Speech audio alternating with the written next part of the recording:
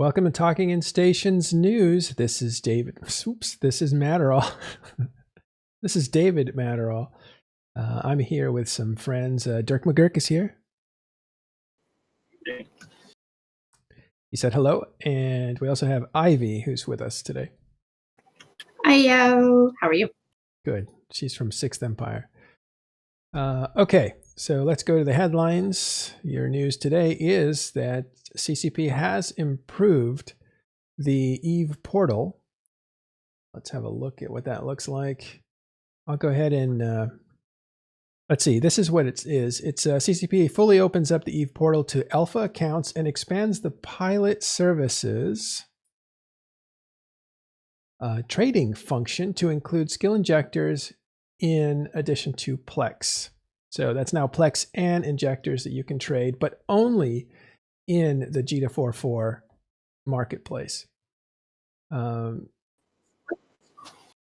Vili, executor of Tranquility Trade Consortium, as well as one of the leaders of Test Alliance Please Ignore, says he doesn't expect much skilled trading to move from TTT's Keepstar and Perimeter to Jita, despite the ability to use portal access to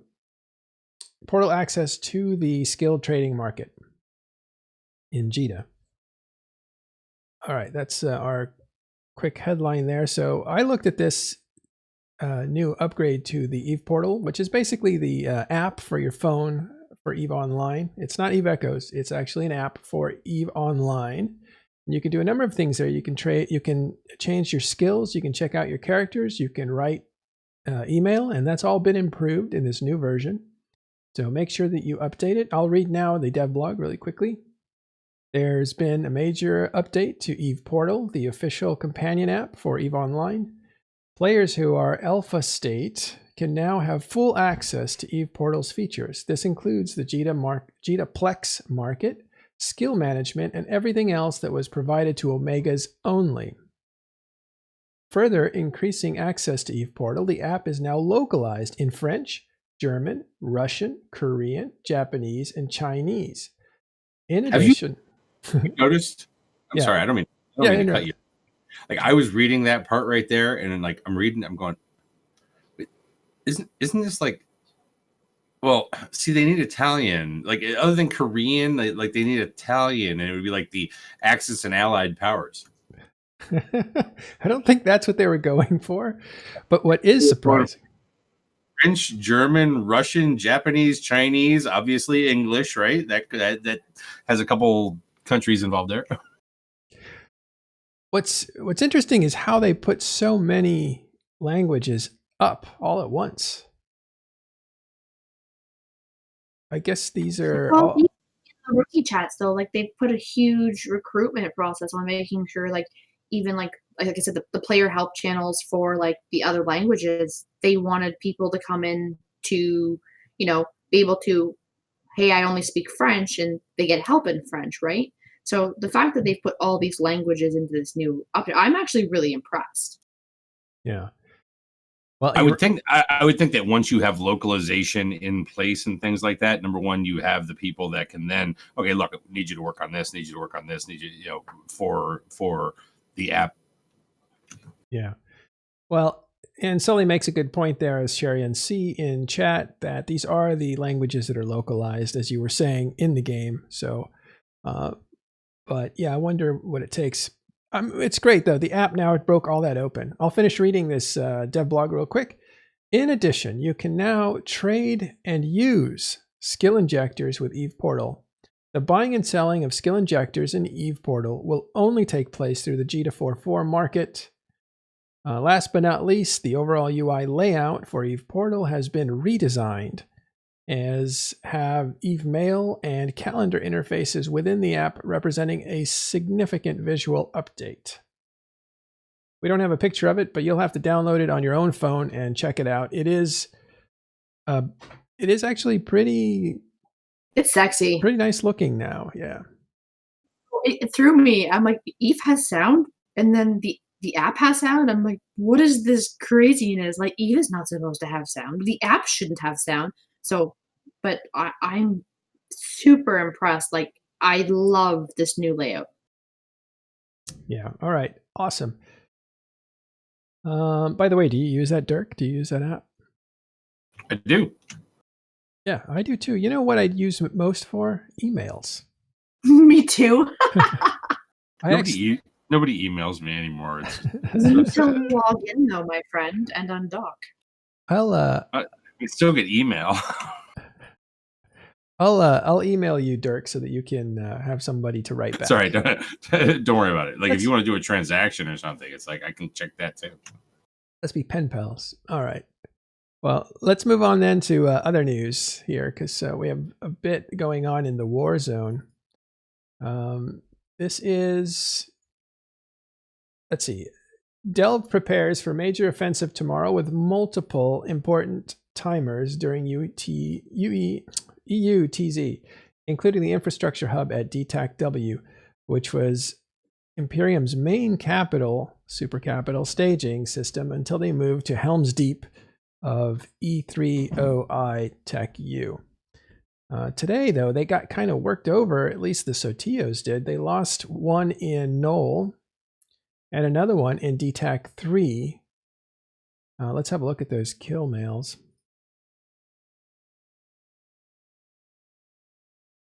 All right, since it was generating, we had it all ready to go. So here's Knoll, and it looks like they killed a Tartara and a Sotio. So those went down to capitals from Pandemic Legion and the rest of Pappy there, Northern Coalition, Horde, etc., etc. And then and then close by in DTAC-3, you had a Sotio go down as well. Same capital fleet.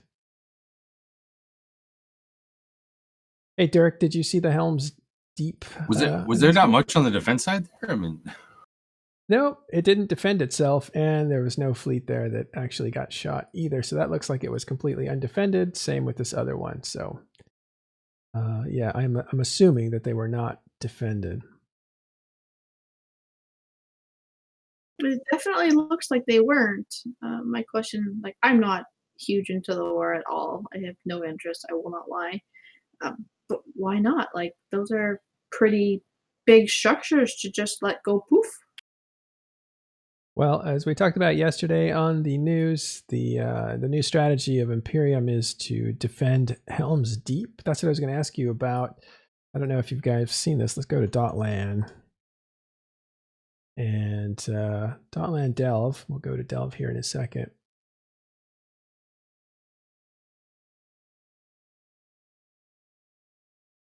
Helm's Deep starts right here in E3OI. There it is in black. And, oh, interesting. Lawn picked up a couple of systems here. No, they were there before. So here's TNT, here's Bastion, here's Lawn. Those are Imperium groups. And all these belong to Condi. And so they're going to basically create a gate here, a fortress that you have to get through in order to get these constellations back here. In the meantime, if I change this to iHubs, you'll see iHubs are on fire all over the place. Knoll got flipped, so did 4K TAC. And all these here that are red, those are, I suppose, on the chopping block or have been reinforced that belong to Condi. So really, Pappy's going to work on the rest of Delve. I think Goonswarm is coming out and fighting, but I don't know how effective. All I have is that song going through my head, burning down the house. Yeah, it kind of is. Are you hearing anything, Dirk, from friends? I'm not hearing anything. I am hearing that like the whole world is going back into COVID lockdown, so maybe that'll mean more players coming back to right. either attack or defend. I don't even want to go on the COVID topic. Like, my life is hell since March. It's just getting worse. I'm just saying, it's like depending on where you are, things are going down, and maybe that means more people will be in their own personal little computer bunkers and things. I like the computer bunkers. Yeah.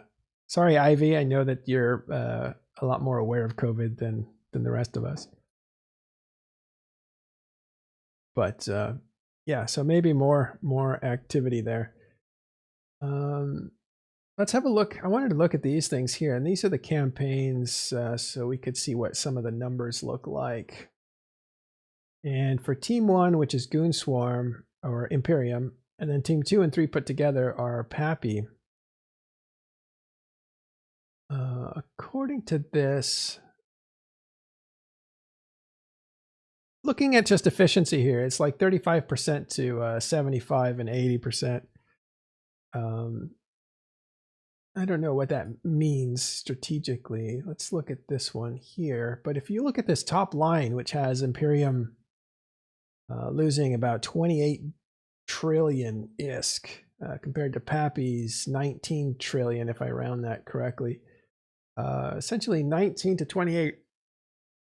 That is a good 60 to 30% divide just on the ISK alone, right? But if you count in the territory that was taken over, you had Fountain kind of wiped clean.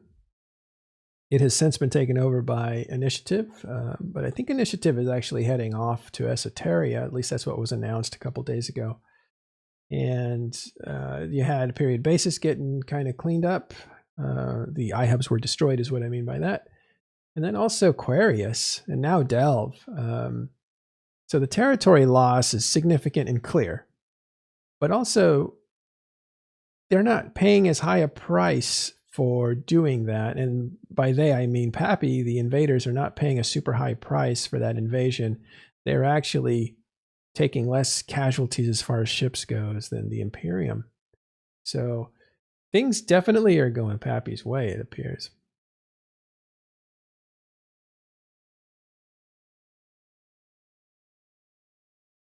All right. Let's move on to other news here and see if we can find some other stuff. But I did want to look at this just to kind of check in on the war, to kind of get an overview of what's going on. And although we want to talk about Imperium's victories, we need to have those highlighted. We know there's fierce fighting on both sides and it's going back and forth. But if you look at the overall picture, the picture is collapse and constriction of Delve. It's really not the same region it was 4 months ago when this war started in July. Roderick mentions the northern glassing. Man, remember back that long ago? Yeah, that was 2019. Like, I'm only saying it. Like honestly, remember that there was a Super Bowl in 2020. It's like, it's like everything seems so long ago now, and that was like, back during the early summer, right? Late spring, early summer of 2019, right? Yeah, because then it got screwed up with the summer of insanity or chaos or whatever the hell that shit was. Are you talking about 2019 or? Yeah, 2019. Yeah. Well, because he's talking about the northern glassing, right? I assume that's what he was. Yeah, for those that referring to the glassing of the north. For those that don't know, the Imperium was very powerful last year and maybe 15 months ago. I mean, they're still very powerful. I mean, like.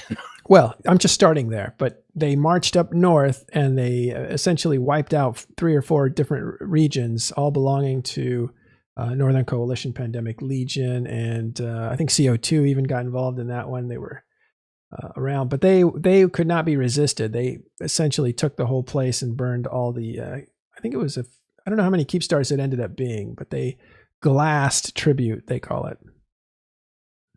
So yeah, they wiped it out. But right after that happened, and this is what Dirk is talking about, the drifters started going berserk in nullsec and attacking populated areas and structures. They were actually attacking structures. And so the Imperium was by then pretty much finished with tribute and was thinking of actually, this is interesting, I don't know if many people know this, but they were going to wipe out Eve Mogul in Hisec and near Jita. So they were going to wipe out all his structures, but they were spooked by drifters and they made a decision to go back down south in a hurry. So they kind of dropped everything and went back down south.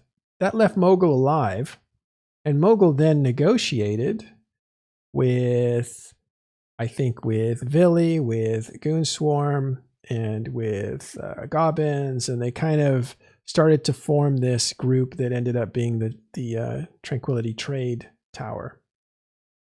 So instead of dying, I think he was able to kind of work with that group and become a part of it, along with I Choose You, which was another big financier in HiSec.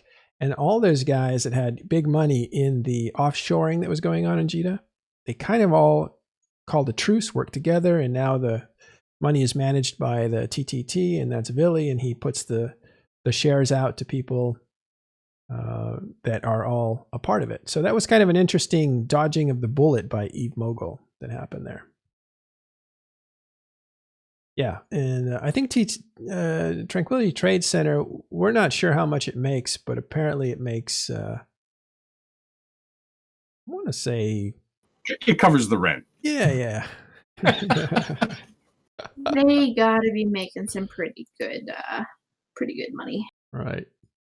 All right, moving on to... So that's your reference point to Glassing of the North, and that was the Imperium that did that about a year and 3 months ago. And now it's a whole different story. Okay, looking at up north again, speaking of Tribute, after Tribute was cleaned off because it was destroyed, PL and NC decided not to move back. Instead, they moved away to Awasa and those areas. And then you saw PandaFam get formed. But what happened in Tribute then was this vacuum that was filled up by smaller groups like Trigger Happy, Rote Capel, and all kinds of little groups that were not wanting to form a coalition. And there was, it's been about a year now they've been there. But now Trigger Happy has a Keepstar in Venal. Alliance executor Zesty posted screenshots on TIS Discord.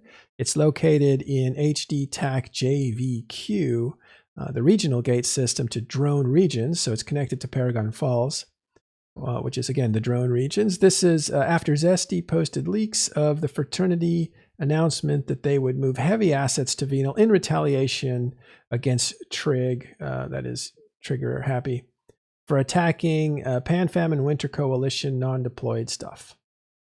So Trigger Happy was poking around, it looks like, and Fraternity didn't like that. So Fraternity has sent assets up north. We talked about this a few days ago. And that Keepstar will probably get targeted by Fraternity, and it will be interesting to see if Trigger Happy can resist the numbers and the power of Fraternity. So interestingly enough, this area again is being spotlighted for possible action going forward. What's interesting is, will Trigger Happy have allies to help defend that Keepstar? Will they put up a fight with allies, or will they stick to fighting solo or with just a few allies? Like, will that whole region come together to defend themselves from a giant null group? I don't know. We'll have to find out. It'll definitely be interesting to see what happens there. Yeah, we should know in the next few weeks. I asked Naros for comment. He said it's too soon to comment, so I imagine that they're still moving or getting their plans together. No real action has been taken yet, but we'll see what happens. Okay, last story of the day. Sir Squeeze, or Murray Rothbardo, he's a small gang guy. He wrote an article here on Reddit that looked into how the dynamic bounty system works and found that currently the most effective way to keep the multiplier high is to generate about or below 500 million worth of bounties per day before switching to a different system. So I think he's figured out the threshold, and that is 500 million. And what that means is, well, first, to understand what he's talking about, the dynamic bounty system is a system now that is a diminishing return on ratting in nullsec. And it's only SOV nullsec that it affects. But if you're ratting too much, the percentage that you get from the play starts to go down below 100. It can go all the way down to 30%. So if too many of you are ratting in the same area, it's going to drop and continue to drop until you're getting only 30% of the money that you're due. That also works into conjunction with ESS, but we won't cover that right now. So what he's figured out is 500 million worth per system, and move on to a different system, and that will keep it so that your ratting doesn't actually go any lower. All right, we'll have him on tomorrow. It's going to make it interesting kind of manage too, though. Good. Yeah, like think about these people who rent out areas and they only stick to one system, and they have, say, 100-man corps. They're not going to be able to utilize this ESS now. Like, they're going to have to like divide and conquer, and their rental programs are going to make bank on this. Well, you have to rotate the crops, right? Like leave one field unplowed for a day. No corn here today, people. Yeah, this is per day, so I think renting arrangements might, I don't know, they might have to like include 2 or 3 systems instead of renting just one. They might have to like multiply that, and then that way you can kind of cycle through those every 3 days or whatever. I don't know, something like that. They'll figure it out. But yeah, renting space might not be what it was like when you were renting space, Dirk. No, it wouldn't be, because like, we had neighbors that were next door to us and things like that. And if basically we were, let's just call it, in totality, over farming, our particular plot of land, right? Like we couldn't just move off to the plot of land next to us, right? Because somebody else owned that plot of land. So therefore we might need to go and, rent another place. Yeah. And that works the same way, in Sov Nullsec as well, just in terms of, if you're up against a border that's over here, right? It's like you can't necessarily jump over it. It might be occupied. It may just be other people within your own alliance that are utilizing that in a way. So there does take some more thought to this in terms of you're just not going to be able to have the same sort of condensed footprint while trying to farm. Quantum in the comments says renting needs to be put out and dumpstered. Well, now I'm curious, how would you think that should be fixed then if we're going to take the rental system and throw it away? How would it work? I mean, I don't personally think you can. Renting is one of those things in this game that is very sandboxy. It came up because, not by design, right? It came up because the players allow for it to happen in one way or another. You have supply and demand of these sorts of things. So like you're never going to get rid of the idea of renting in a game that has space that some people can maintain reasonable control over and allow you to use it, under whatever name you want to call it, renting, sharecropping, anything else that goes on out there, shakedown rackets, it's like, yeah, you're never going to get rid of it. House. This is your rent. Like it is what it is. And and quite honestly, I know that there are people out there that bitch about it in a lot of ways. But generally speaking, it has provided a source of income for some people and a source of gameplay for others, and also income for themselves. Because generally speaking, you're not going to rent if it's not in one way or another beneficial to you. I'm not even saying it has to be entirely profitable. You may just do it because you just like the fact that this is your system. It's the system you work. You enjoy playing it with your friends and don't really have to care about defending it or not, because if it comes under attack and the landlord isn't there to defend the general area, you just walk off. It's not like you're leaving anything that, And the other thing too is like if somebody comes into trashing an apartment on the way out. If somebody comes into your area and they're like next door, you'd be like, dude, I'm renting it. Like you kick them out. You're like, this is my apartment, get out.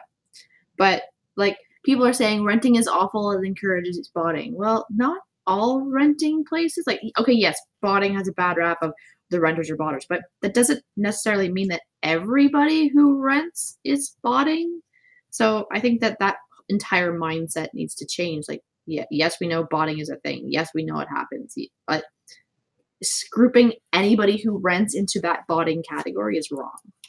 Well, I don't think it's the reason to criticize renting per se.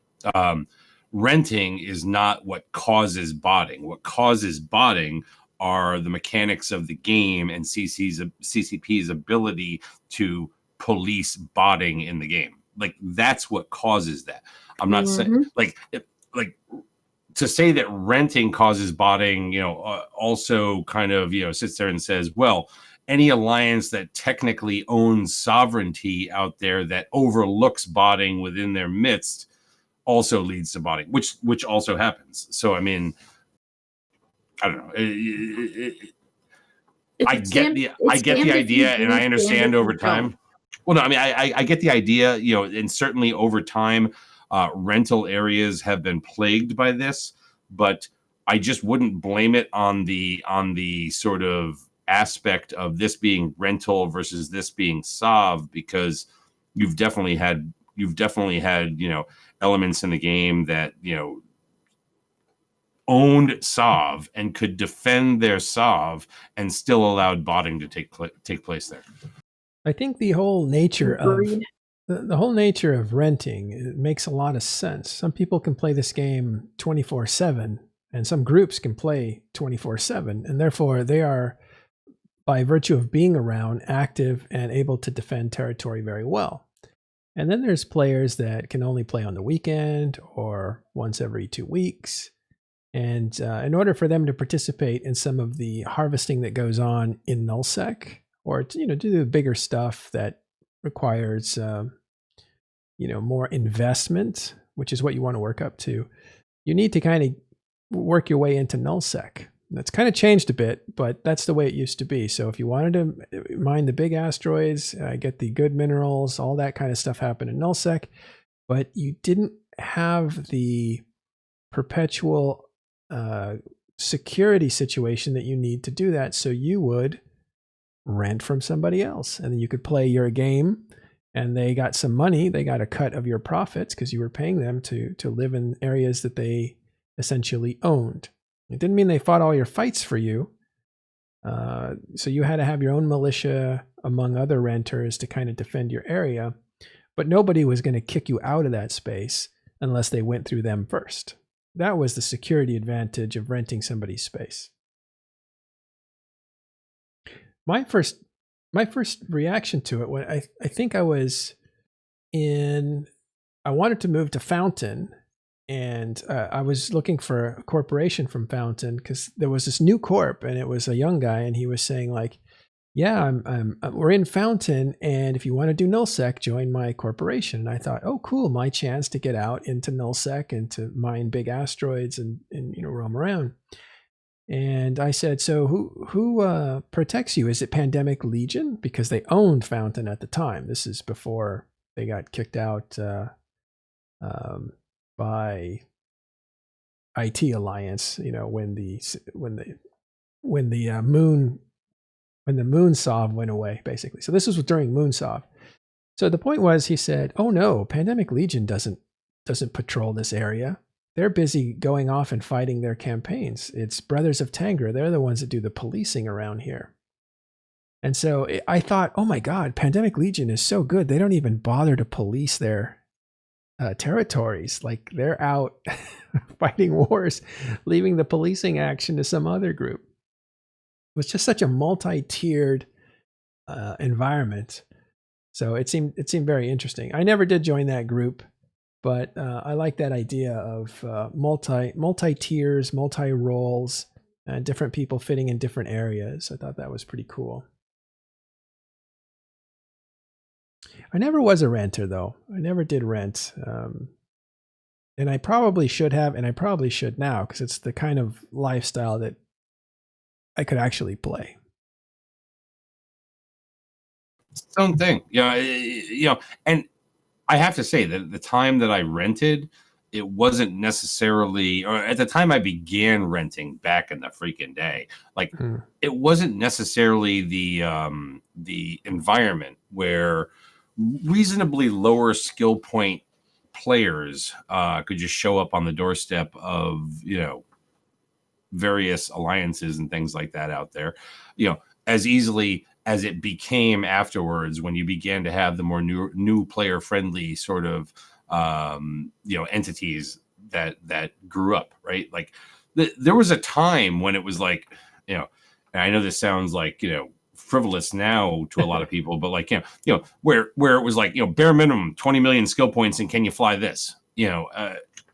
Like these were sort of things that were like barriers to entry for people at the time, because they really didn't give a crap about you making money or the fact that you wanted to mine and things like that. It was, that's what you do in your own time, but we're here to protect our sovereignty and all of that sort of thing. Therefore, we're not just bringing in every, brand new player off the, off of, Tadaki Undock. I mean, that changed, but there was, there was a time when it just wasn't so simple to get into a place that really sort of groomed you to, hey, look, you make your money over here, you do the thing, but be there when we call, kind of an idea.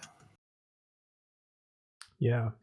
So one of the keys to renting was the if you look on Dotland, and you can see there's some areas that are darker than others, and the darker it gets, the more the more dangerous it is. But the more dangerous it is, the better treasure you get. So you want to live in those areas that are super dangerous because you're going to get the best stuff out of there.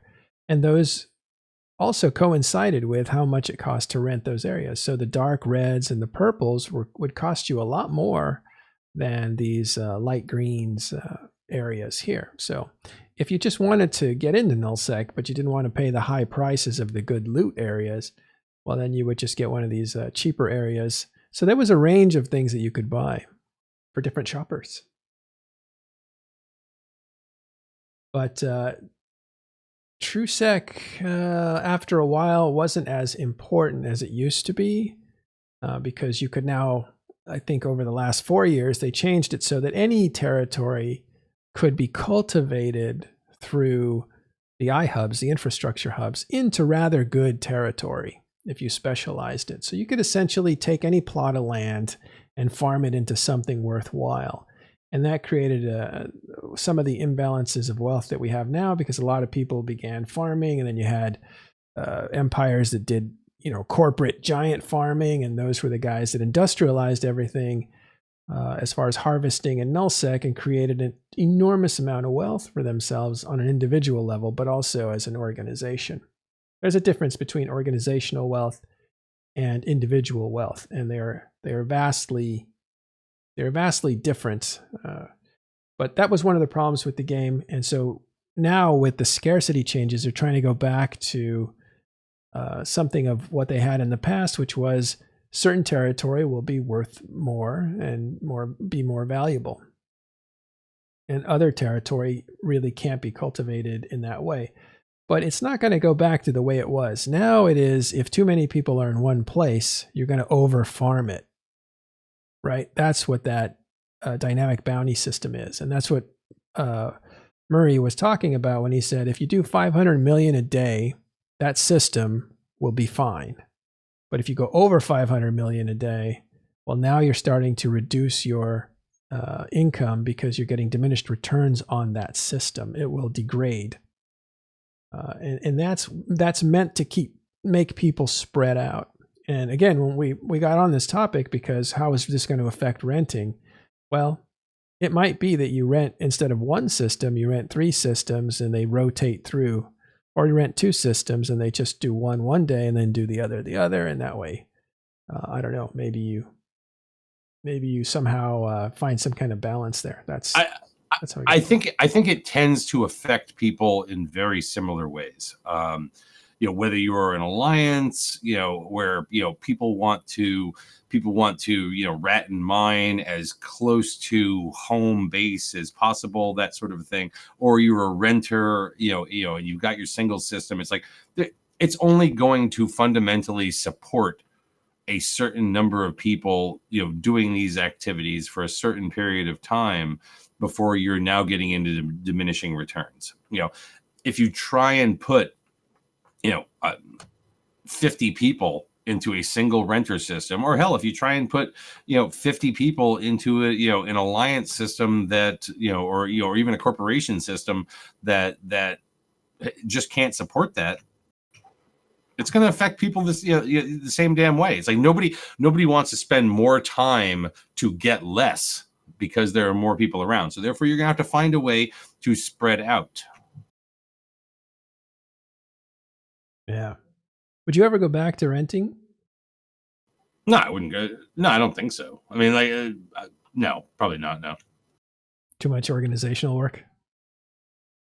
I wouldn't say it's too much organizational work. It's just something I, wouldn't need. Like when me and the couple of guys, did it at the time, it was because like we kind of had nothing. We went out there, like I think at the time we had like a Thanatos and a Rorqual. One guy, like one guy had both, and like and we just and the other two of us didn't have much of anything, and we just sort of like went along. And we said, look, this is our mission. This is what we want to do. We want to go out there and number one, just play and hang sort of with each other and mine and rat and do whatever it was, and I think our goal at the time was basically we wanted to create a cache of capital blueprints.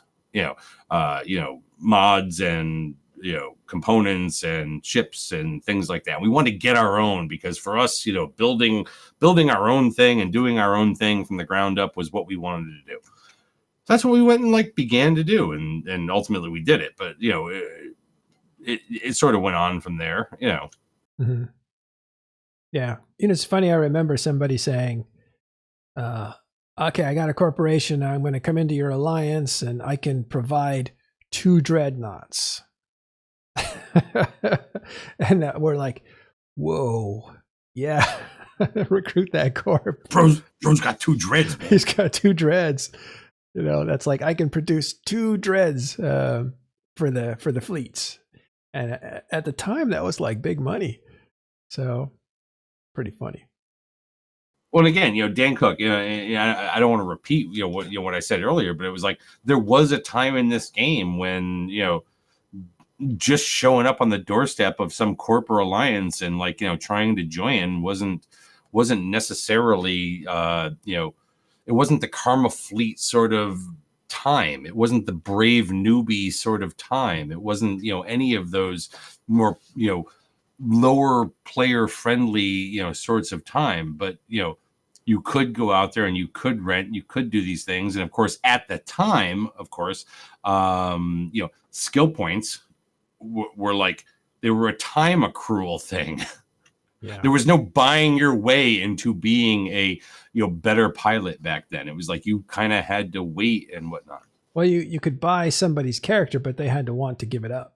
Right. Yeah. There definitely was, there definitely was that. I mean, like, I guess you could, through the character bazaar at the time and whatnot, but there was none of this. Just go out and make ISK by yourself to being smarter. Yeah. So you're hearing Dirk McGurk talk, and also Ivy's in here too, lurking with us. I'm lurking. I'm gonna apologize. I'm having some internet issues with the severity of the windstorms we're having, so my net keeps dropping. So I'm sorry. No, that's all right. Actually, I think I saw on Twitter that there was a part of a roof flying in downtown Toronto. I was like, whoa. So I was working on. Yeah, what was that? The severity of the winds. Like I had to go down. Like there's a really big hill that connects the 2 towns, and it's a bit of a wind tunnel, and I watched the wind push over a tractor trailer, just over it went. So yeah, the winds are pretty bad here. Well, hang in there. If you disconnect, no problem. Actually, we're done with the news now. We're just into conversation here with some oldie players and friends. We have one more little bit of rumor that happened when the guy Haiwantu is the FC and leader of Snuff. He wrote in Reddit that he had secured the Bazgaren Keepstar, and he was going to take over management of it. And of course, it was a meme. He was playing around, but it got out there. And you didn't hear about it till later, right? So I heard about it from you. Like, people were like, oh, da, da, da, da. And like, I had news sources reaching out to me being like, can you confirm on this? Because I am Pandora Singularity. I am House Singularity. I am Sixth Empire. So there I am sitting in the salon, getting a pedicure, and suddenly my phone explodes. Like, I'm not talking like 1 or 2 messages. My phone is exploding. And I'm one of those people that when I'm diploing, if it's like a really good relationship, I'm like, here's my cell phone number. If you really need to get a hold of me, like, call me. So suddenly my phone starts ringing and my Discord's like ding, ding, ding, ding, ding. And I'm like, what the hell is going on? So I start reading and I'm like, I don't even like think logically. I go into like full blown panic. What do you mean our keep star is gone? So I like start rage pinging my FC people. So I'm like, log into game, figure out what's going on for me. And they're like, dude, everything's fine. And I'm like, what the hell is going on here? Only to find out that fake news people, and if you believed the Basgarin Keepstar sale, I can sell you Jita 4.4. I have the old model sitting in my hangar right now, and I'll give you a good price. Okay, well, this just in. Breaking news. Snuffed Out declares war on the Space Pope. Did you hear that one? Yep. So, again, thank you so much, Snuffed Out, for causing me 2 hours of heartache and trying to calm people down who are in full-blown panic mode. Like, the troll is strong. I'll give you that. So kudos to you. But please, I'm a nurse. I'm working. I need a break. I can't be on my phone trying to calm the masses when you cause chaos. Let's watch this video. I haven't seen it yet. Hopefully it's good.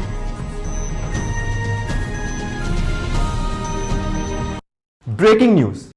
Recently announced by High Wanto Destroyer, Snuffed Out declares war on the 6th Empire following an outrageous betrayal over the purchase of Basgarin Keepstar.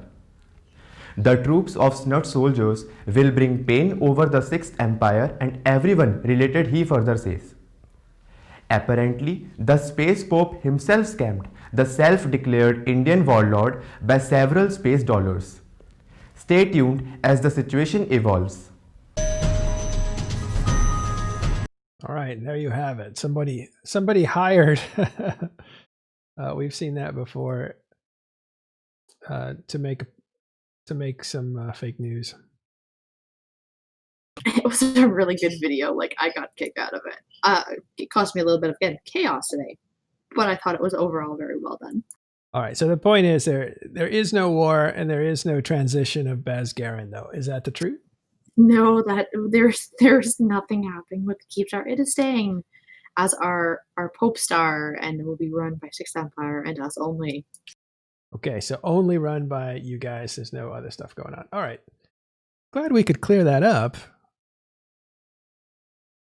I just jumped into that really late and I thought shit was going down in Kashmir. I'm not going to lie.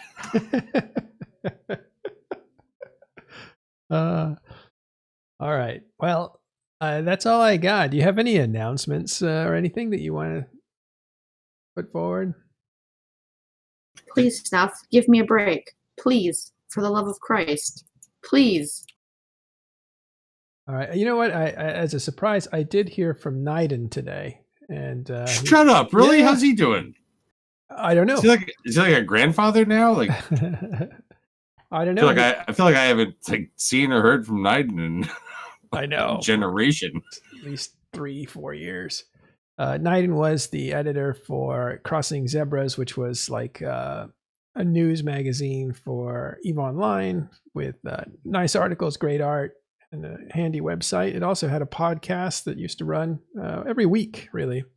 I would say it was the predecessor to Talking in Stations. We've been around now for 4 years, but a couple of years before that. I mean, the Crossing Zebras podcast? Crossing Zebras podcast, yeah.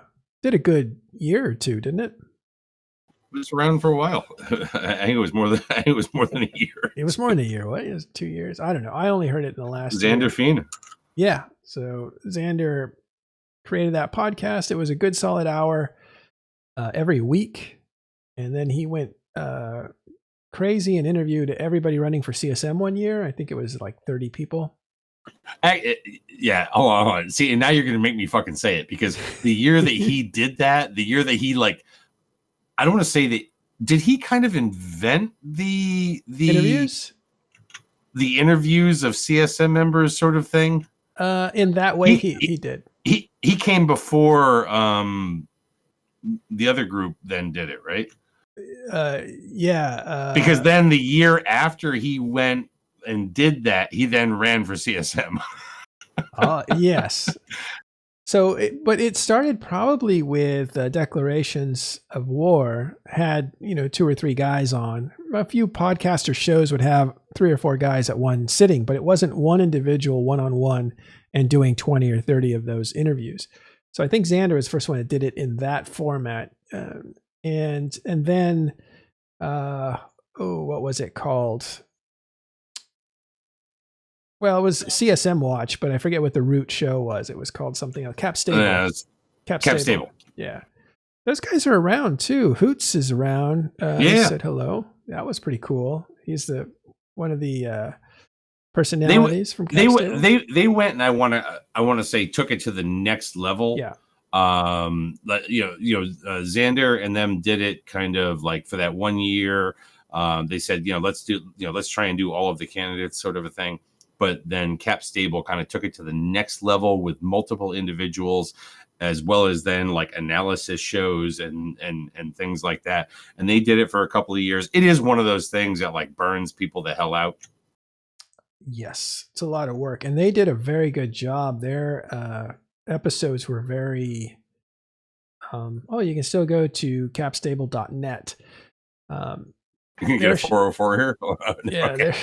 Their shows are very polished. They put work into it, and it was clean, and it was edited, and it was very well presented. And then I think Hydrostatic Podcast really took the polish of Cap Stable and made it was a different show, but it's almost like if you took Cap Stable and you took, what's the other one that's kind of still going? Declarations of War? No, it's the one with I'm forgetting everybody's name right now. I don't know. It's the one for beginners, basically. The show that was for beginners. For beginners. High Drag. Thank you. Oh, High Drag. Yes. If you take High Drag's... I think High Drag is still on a hiatus, but... Yeah, right? High Drag Podcast. So High Drag... Random McNally and them. Yeah. So this format here with the polish of Cap Stable kind of made the next generation, which was Hydrostatic Podcast. I'm going to apologize, boys. My internet is doing stupid things, so I'm going to bounce out. Okay. But pleasure as always. Don't let a I don't know, sheet of plywood fall off the building and like take me out. Yeah. Dude, I saw that freaking video and I'm like, what the hell? It's like raining plywood up in that bitch. I saw that too. Don't get taken out by plywood. All right, we'll see you later, Ivy. Bye, guys. Be careful. So after Xander Fina, then there was Cap Stable that did the CSM, and then Hydrostatic came around. They did not do that kind of thing. They did something else that was pioneering, and that was Hydrostatic. more. Is that where Ashtarothi came out of? Yeah. Well, yeah. That was his baby. It was the improved version of High Drag, and of course the magic was not just Ashtarothi, who was brilliant. But you also had his 2 partners, which were really good. Lock Fox was the financial guy, which was interesting. Yeah. But really, the key to that show, in my opinion, I think Ashtarothi was one of them. But the key to that show was Feridian. He was the editor, and he's the guy that did the lore segment, which was really popular coming out of Hydrostatic. I kind of feel like, he would be John Lennon, and Ashtarothi was Paul McCartney. And I kind of feel like they worked together. Because Ashtarothi is brilliant, but he needs to be edited, and Feridian had the patience. He needs to be edited. Yeah, and Feridian had the patience to edit. We gotta clip that 1 hour bit that you just talked, Ash. Yeah, but actually, you know what? A lot of people nowadays know. Well, and obviously there are others out there that have come up. I think in kind of the lore talk and that sort of thing. And I think even Ashtarothi, and I think I learned it from Ashtarothi when he said, I wasn't even the lore guy when I started. No, he wasn't. He kind of, it's funny because I feel like he's kind of a body snatcher. He kind of came in and took that over, but really the guy that did the lore for Hydrostatic, which was their most popular segment, was Fyridian. He's a, quiet, humble guy, did the editing and did the engineering, and then he kind of disappeared. He's still around, but he inherited the Tweet Fleet Slack after Ashtaroth. He started it and took off. And he kind of ran that quietly for a while, and then he's not been around since. You might have met him at Fyridian at Eve Fan Fest once or twice. I think he went. But yeah, so that was the podcast like evolution. Talking in Stations didn't really come out of that tradition. Talking in Stations actually started as more of an editor's, like the writers. It was an editor's roundtable. Is what Talking in Stations is.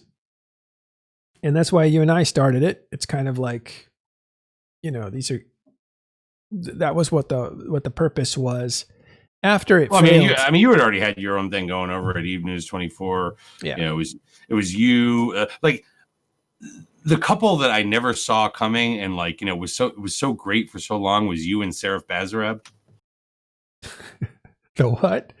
No, I'm just kidding. What are you talking about? What a fucking odd couple combination that would be. No. Tiberius. You and I are odd enough together. It's my Eve wife at the time was Tiberius Stargazer. Yeah. That was, he and I worked on that together, and then when I came to, it's funny, I came to TMC and he was like, can't do it, won't do it. I'm NC Dot. I can't go there. Can't do it. He wasn't even NC Dot at the time. He was Brave. Wasn't he? I brought him. Was he? Yeah, I brought him into NC Dot later, but he went to EVE-NT and became their editor. So he was the editor of EVE-NT. I was the editor of INN or TMC at the time, and we were still friends. And both of us were partnered in Eve News 24. That's kind of where we met. So anyway, all this stuff is it's mutated over the years. So. Everybody, it's evolved. It's definitely evolved because you've had people that have gone from here to there and all that sort of thing. And again, you bring up EVE-NT, right? And they're doing stuff now. Yeah. Well, there's a group that really ratcheted up into kind of tournament stuff and was hosting things for basically the tournament and whatnot, certain days of the tournament, the actual Old Alliance tournament and things like that. Yeah. And then sort of just disappeared. Boom, poof, gone. Right. And then boom, has respawned back into now. Yep. We're in between the 2 weekends of Alliance tournament. Last weekend was the opening rounds, and this weekend will be the final rounds. We'll try to get more information on the winners and some of the highlights this Sunday on Talking in Stations when Elise Randolph comes back, and he's announcing the AT. So he'll let us know what happened. But you're right. They're still active. They just popped back on. There's an extremely, extremely rich history of player-based media in this game that goes so far back, for any of you kids that have only grown up on Twitch and Twitch streaming and things it goes so far back. Yeah. To the point where and in fact, I just got my Empires of Eve book the other day, but you could probably write a history about it, although a lot of it would be blotted out terrible moments and shit, but there is a lot of it. There are times when we refer to the golden age of podcasts and that sort of thing, but whether it be the people that were out there writing, blogging, podcasting, and then how things changed over time. A lot of these people kind of moved around, started their own things, went on and became, gurus of a different, form of, from where they began and whatnot. But what's great is that there's so much, still so much outside driven player content of what goes on about this game that is, to me, so different from other games. It's not just kind of talking about updates and things like that. It's about also talking, you know, of what players are doing in the game. That to me just seems so different. Yeah, this is We're looking at video of Eon magazine, so you can see the high quality glossy pages that the EVE Online magazine had. This was made by players, sanctioned by CCP, and helped along, but it had player writers, it had player art directors, and the publisher. It's a bit of a partnership. I think something got worked out there, but high quality magazine for its time. $49.95 for Yes. 4 quarters, for 4 quarterly issues, $110 shipping. Yeah. It was printed in England, so it took a lot to get it to you. But it was worth it. I have every one that was ever published. I have this map too, and it cost a bit, but it was definitely like. I always every once in a while I break out my Serenity Steel maps and stuff. Totally. Yeah. So anyway, there's a rich tradition of support materials for EVE Online that was really player motivated. But this is really polished and nice. But you also had stuff that was done on digitally, like blogging was a big deal. There's very few left, but blogging was a huge deal at one point. Look at that map back in the day. Yeah, that's right. Well, anyway, let's see. I guess this guy gets rid of his collection. I'll have to find out what this video is about. It is cool because every once in a while I'll see, like, you know, some article come out there, you know, about sort of what goes on around EVE.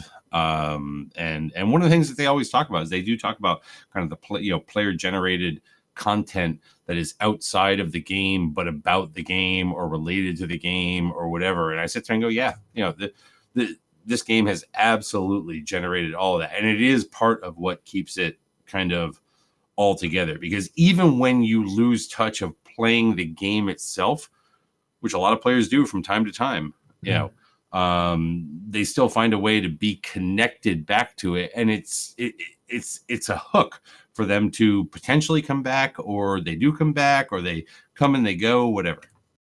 Do you ever feel like we're doing a bad thing by keeping players' addictions? Yes.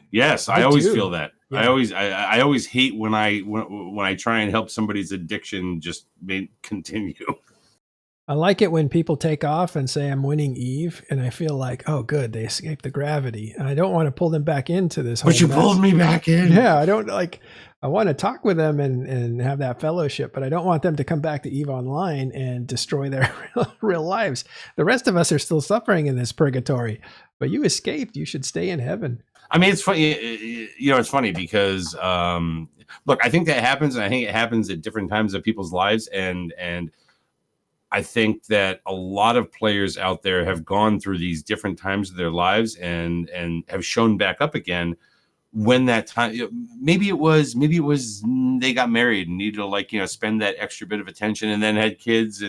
But then as the child got older, or the children got older or whatever, it's like they found their way back. That's great.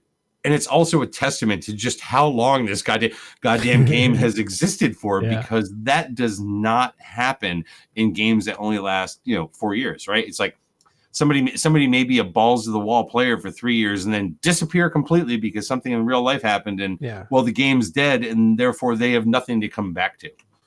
And exactly, it's gone.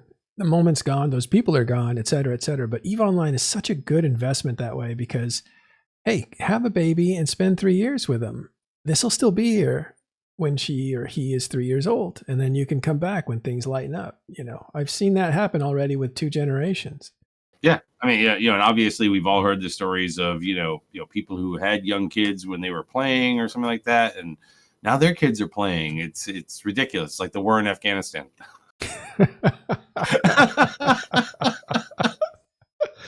Dude, I always have so much fun when you're around. Okay. No, because I mean, it's just, again, this many years for this thing, whatever you want to call it, to exist. I don't know. It's tremendous in that rate, you know. and then all the things that have kind of grown up around it and whatnot. It absolutely is amazing. Yeah. All right, we're gonna wrap this. No matter how jaded you get, it's still freaking amazing. Yeah. Man, all right, let's go for a bit longer. What do you? We're gonna go off topic here. Off-roading. We don't have to. But we're gonna go off-roading. Yeah, we're gonna go off-roading. I was gonna go to talk about WoW and this Shadowlands or whatever it is expansion that's coming out and how people are like gearing up for it. We were talking of it in context is the joke that WoW was the first MMO or Eve was? No. I can't even remember what. No, actually, WoW Eve was before WoW. WoW was 2004. Eve was 2003. Sherrard's like, no. But what's interesting is a game like WoW has pulling power from people who were, playing Eve and also play WoW. Can it pull people out of EVE Online in the middle of a war? And will that really undercut the forces of Pappy, or will it undercut the forces of Imperium, or both? I mean, here's the thing, right? Eve is very specific as to when something happens, and I shouldn't totally talk out of my ass because I don't know. All right, I assume that WoW is not I guess unless like your friends are like, oh yeah, guess what? We got a raid this weekend that we're gonna go do or whatever. But the big stuff that happens in Eve where you commit to it, it's kind of very specific. If you're just sort of playing individually or when you play and whatnot, it's like it doesn't affect you the same way over in these other games. Yeah. That being said, I don't know about the culture, and this is what I meant about talking out my ass. I don't know about the culture of World of Warcraft, and oh my god, dude, we totally thought you were going to be there, and we couldn't go kill the boss or whatever. Yeah, we couldn't raid because you had a script. Yeah, it's a different environment, but it's interesting because I think we used to say, look, Eve is too complicated for you, little man. Go play WoW. That was an insult that you would hear. And that was an insult, yeah, and that was probably as a lot of games have their little other game insults, right? I mean, sure, but that was the insult. This game isn't meant for you. Play something more basic, right? Something cartoony and more basic that you can handle. Because Eve was a game of complexity and also stark spreadsheetism. I think honestly, I always took it at the time as being more about commitment and that sort. Because Eve True. is a game about commitment, and whereas a lot of people have sat there and said, I've stuck with Eve for so long because it's there when I come back. It's it's there when I'm done doing this. But I can go off and I can do this because that I can do at any time, and depending on what element of Eve you play, none of this matters. But for the elements of Eve that I think that we've been involved with a lot, when you got to be there, you got to be there. And the other one is the one that you can detour off into for a while and then still come back. Right.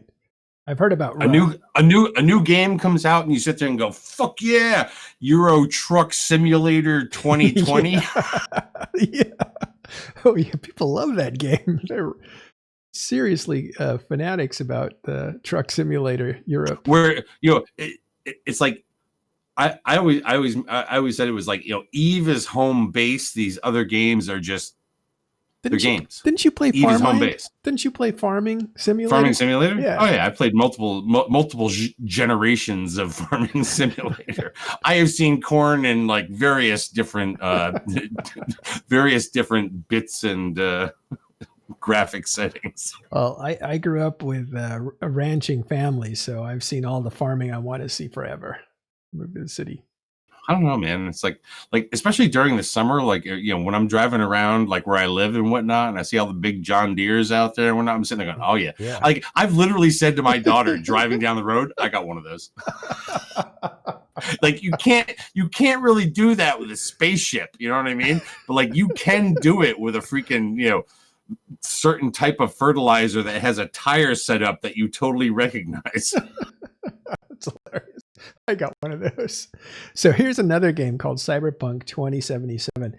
This is from the makers of The Witcher, and it looks very promising, especially for a group like the Imperium, because it's very dystopic, and also, you basically run around thrashing people, and that's something that they like to do in large numbers.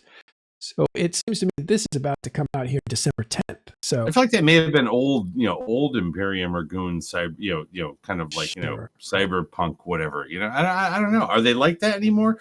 Are they more about just going to, rallies and, I think they seem to be, the new Imperium seems to be more World of Warcraft type players. And Cyberpunk seems to be old. But by the way, I was just joking there about the Imperium and whatnot. I have no idea what that is. No, but there is, like, they're different I'm players. not saying that they're World of Warcraft. That's Matterall. It seems that way. I think that's why Blackout hit them so hard. Is because Blackout hit everybody hard, dude. They just happened to be the aggressor up in that area. It's not like you people had anywhere to run to when the drifters came around. They had to get back home. Yeah, it did. To be fair, it did hit Test pretty hard. Dan Cook is waiting on Kerbal 2. Yeah. Apparently Kerbal 2 now is like, getting busted out even longer and whatnot. I don't know. Yeah, Kerbal that's the one Stargazer used to play all the time, Tiberius. This one, New World, is something that a few Imperium guys are playing, McLeod and Commander A's. So they have a little channel. They did some of the stuff, but this is in pre-order. It's been released for a week, so people could see it, and then it's got pulled back, and they're working on it still, and so that might come out. But so those three games are kind of on the horizon, and I wonder what their effects will be to EVE Online's warring parties, if it'll have a negative effect on the population that's defending Delve, or the group that's actually coming in and trying to destroy Delve. I wonder what that does. Here's the one thing we know, because we've seen it over and over again. EVE players don't travel well together. So you can't take a chunk of EVE players. Yes, you can. Not a large. You can take a chunk of them.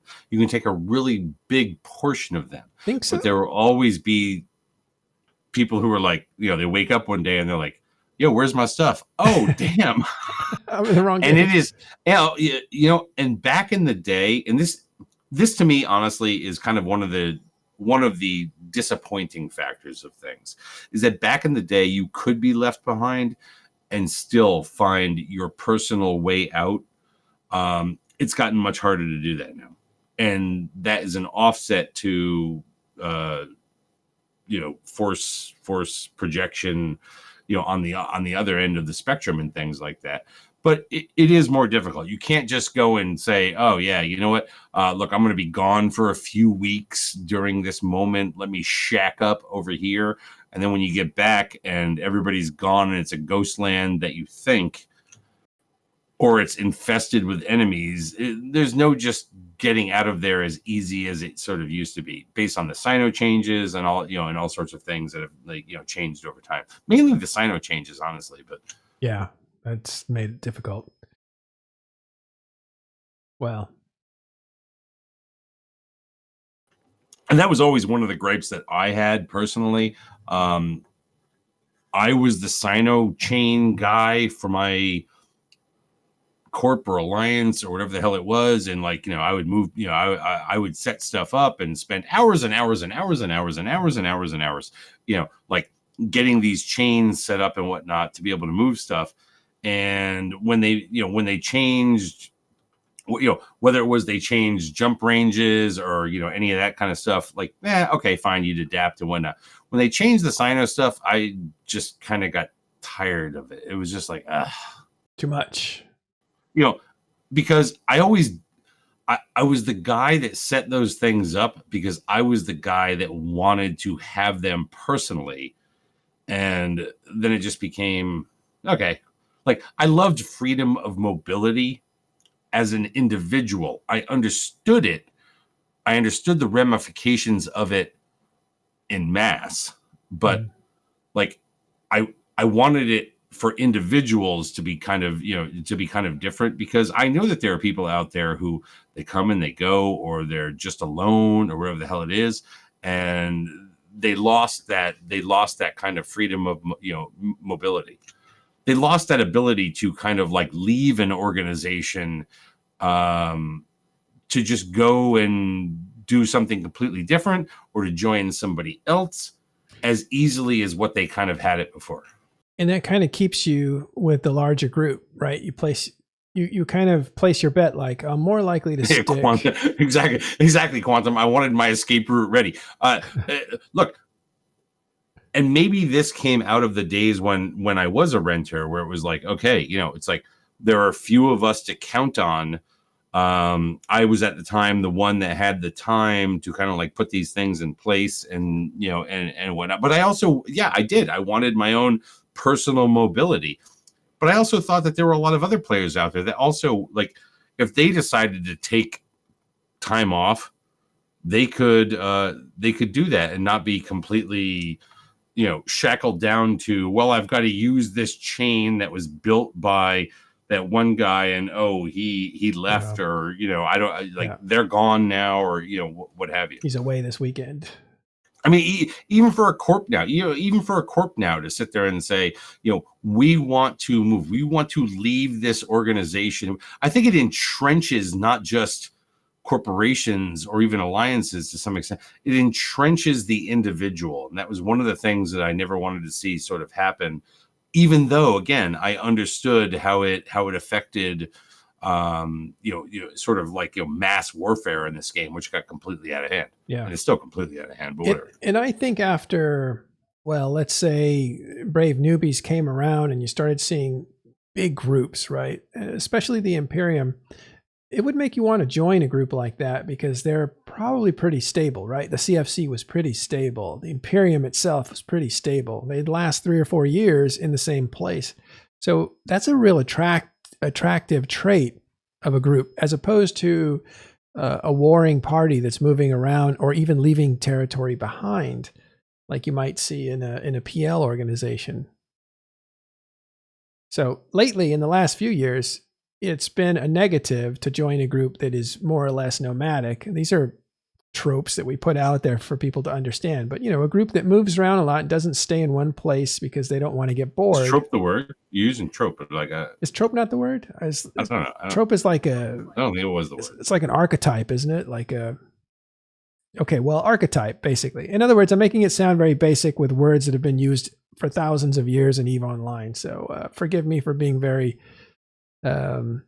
trite, but this is for people who want to understand what it used to be like.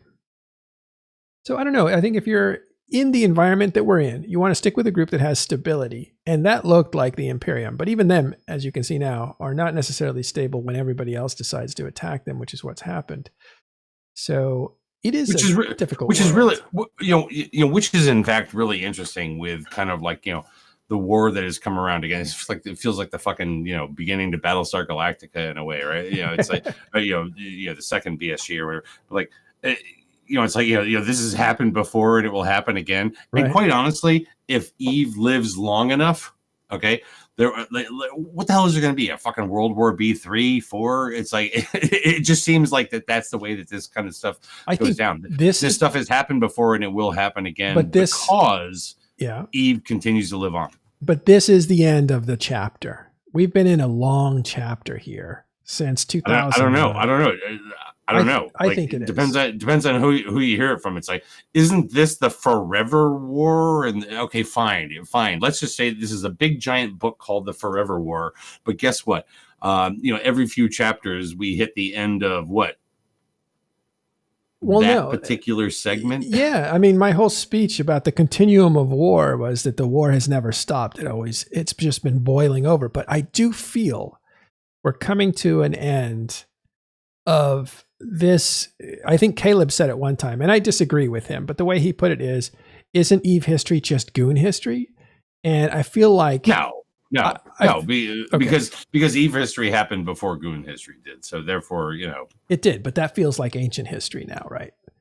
I think a lot of these names at this point, go back in time to the point where it feels like they were always there. Yeah, but they weren't. We know that, but people that have joined in the last 3 to 7 years don't know that. They think that the people who are in charge now have been in charge since the beginning of the game. But they were young pups at one point too. In fact, that's one of the cool things about Empires of Eve. You can see a lot of the leaders of Nullsec right now when they started, like Pro God Legend and where they came out of. So when you read it, you get contextual information on how they started, where they came from, where their background was. Again, Pro God Legend came out of Providence, so you get an idea. But I don't even think that man had a beard then. He didn't have, but I do feel like, which is interesting, right? Because like people like Killer B, it was like a teenager. Even I think even Billy was really young on a lot of these things. But the point is, I do feel like this feels to me like a score settling for the ages, and that's what this World War B2 conflict is. World War B1 it depends. Like an escape, and this is not an escape, I don't think. The thing is always about what's the outcome, right? What is the end result? Number one, I don't believe that you can kill an idea. I do believe that to a great extent, Goons is kind of an idea. The Imperium is sort of another idea that's wrapped around the inner idea, but I don't believe that you can kill an idea off. It's already been killed. Goonswarm, the original configuration of it, they were raiding parties, and they're gone now.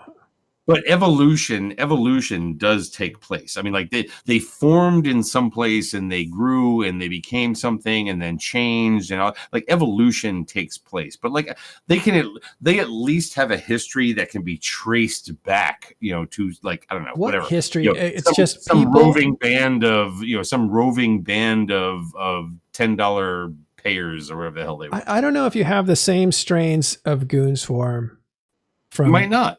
I don't think so. I think it's evolved to a different thing. There is DNA in there. There is DNA in there. Yeah, but I wrote an article on this too when I was going to call Matani Ashtarothi, but when Matani came out and said, "We have a shared suffering, and this game has always wanted to kick us out, and we're going to survive." This was after World War B, and I wrote, he's using the suffering of players that are long gone, with a few that are still around, but he's equating that. That could be very Weimar Republic kind of stuff, where it's like, like we're gonna blame everybody for the backstabbing of 1918, and it's but that's also part of the tools that are used, right? In it's a rhetoric tool, kind of harnessing people, and right. But what I was getting to was, he was saying, hey, you all have purpose because of our history. But what he was not saying was, you weren't there for that history. It's not your history, but I was there. And so what I suffered is what you suffered. And so we're all going to resist this together. So he was using a suffering and a persecution of an identity that doesn't really exist anymore. If you take away the name Goons, there can only be one man on the cross at a time. Not true. According to Romans, they could do quite a few. They could get quite a few up there. But only one of them got his name in the book. Yeah, that's true. Only one guy got remembered. But yeah, so I thought that was that article is an INN. You can look it up. I forget what it was called, but it was one of his addresses, and then I kind of broke it down. This is when I was writing for INN, so it was a breakdown of something that I was more familiar with at the time. But I feel like this war is end time war, like end times war. Something different is coming out of this at the end. Really? I don't know. Yeah, like we're gonna have to, and again, do you remember back at the beginning of this thing? When did this happen? Like this happened back like July 5th. May when it first got announced that something was going to happen because the NIP or whatever it was going to expire, and this has been going on a while. Even in the scale of Eve, this has been going on a while at this point. wars tend to be kind of seasonal and whatnot. A few of them have gone on for a while, and holy crap, by the time they're done, it's like people are tired as hell. But this has been going on for a while. I don't know. Like, we'll have to see what the end result is, because when we look back at things like Casino War B and all, or whatever you people want to call it, World War B1, or it's like at the end of it, honestly, things just reset. They reset in different places. People were tired.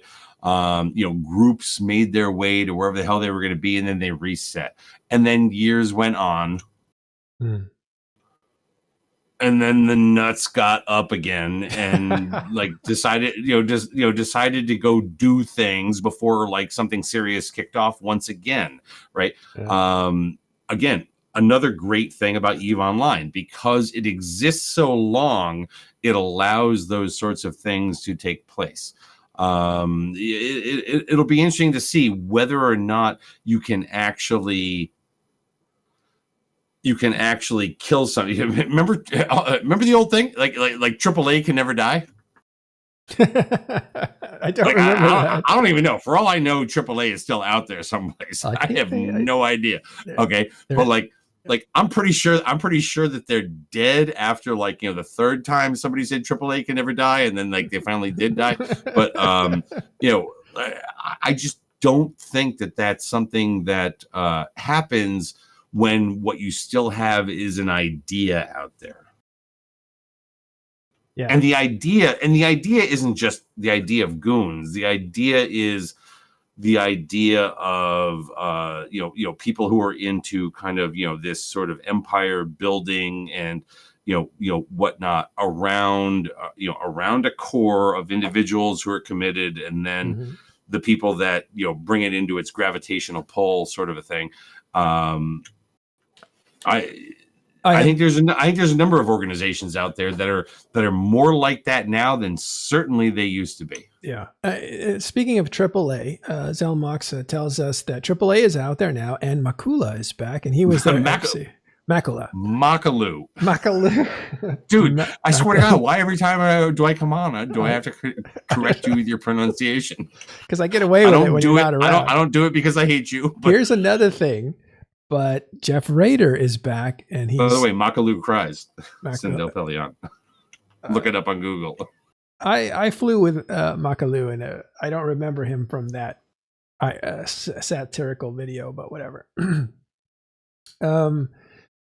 Jeff Rader is back, and he's joined Habit, which was kind of interesting. I guess the rumor got out in front of him. Are they not coming out with the Madden 2021? I guess not. The funny thing is that the rumor got to him that he was joining Habit, so he's like, okay, I guess I'll do it. So that's how you recruit your fabled players back into the game, is spread a rumor they're coming back, and then they'll hear it and they'll be like, okay. Is that like Mr. V, or did Mr. V actually come back? No, Mr. V is back. See, Mr. V is back. We checked in with Shadu not long ago, and of course Vuk Lau is back, and we're in touch with him now. And these are all... I swear to God, Shadu has been gone so long. Are you trying to tell me it's not Shadu Jr.? He did look pretty young. But yeah, all those guys are from 2010, 2012 era, were huge, huge influencers at the time. But yeah, I don't know. And that is kind of one of the cool things, again, about EVE Online, the fact that it's lasted so long that people can come back. It's lasted so long that kids that didn't even know what this game is about grew up and figured out that this game existed and came in and all of a sudden became high-pitched screaming FCs. I just realized that Capsulator community content here on the EVE Online official website has talking in stations, but our logo, check that out. If I click on it, does it take me to the right place? Yes, talking in stations. See, their website works. .com, yeah. I want to show you guys. Let's go Mole, right? I did this demonstration last time, but this website works really well for finding old podcasts from Talking in Stations. And if you want to go through a timeline, you can go all the way back to 2016 when we started. Four shows per, at least 4 shows per month, because we used to do it once a week. And sometimes, like on January, you'd see 28 shows. That's because we interviewed like 24 CSM people that month. So it's all here. You can check it out. A lot of activity out there. Look at that. That's a lot of content, right? We've been at this a while. Yeah. And now we have the written content, which you can get, and you can get the mail in the game from Talking in Stations. We'll actually send you a little news burst. Have you guys done the graphic novel yet, or no? A graphic novel? I don't know what you're talking about. No, I'm joking. Okay, good. I was like, just in case anybody was looking for it was a joke. Okay, good. So listen, if you want to get your mail, if you want to get your news inside of the client. So in case you don't listen to TIS or you don't have time or whatever, you just want the convenience of having, a small newspaper sent to you every day. TIS News. Join that mail list in the game, and that will get you a little news burst every weekday. We don't do it on weekends because we need to rest and we have to do our weekend show for that sort of thing. But Monday through Friday, you'll get a little 4 or 5 paragraph summary of the news. So you don't have to come to our website. You don't have to do anything.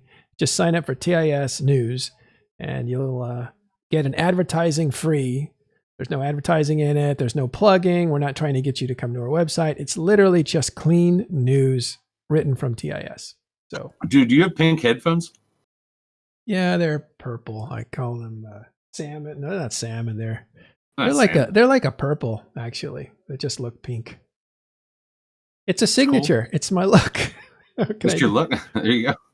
Without it, I'm a totally different person. All right. Vato, I got the pink headphones. Time to wrap up. Thanks, everyone, for hanging out with me and Dirk. And earlier, Ivy, who was dodging plywood as it flies through Toronto skies. It still hasn't landed yet. Yeah. But Dirk, always a pleasure. And I want to thank all you guys for hanging out with us for the extra hour. And we will see you tomorrow on Talking in Stations.